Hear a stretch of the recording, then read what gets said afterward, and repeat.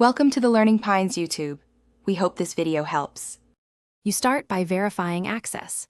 Make sure your account has the right role and you possess the org ID or API token.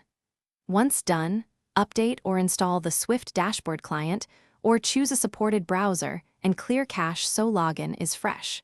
Then open the application or navigate to the dashboard URL and select your organization from the initial picker. This gets you into the environment where the dashboard components will load and you can begin interacting with data.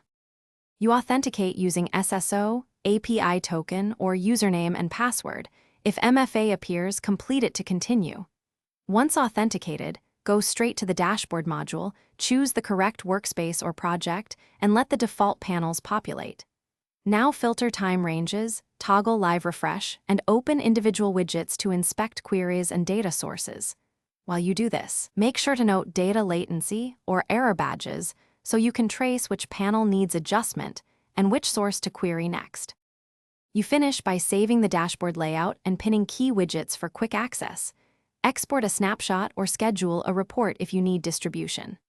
After that, validate data freshness by checking the source connectors and recent query logs to ensure metrics are present.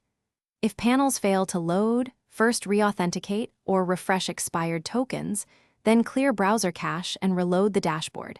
If problems persist, inspect permission levels and API error messages to identify missing scope. Thanks for watching. Consider subscribing if we helped you.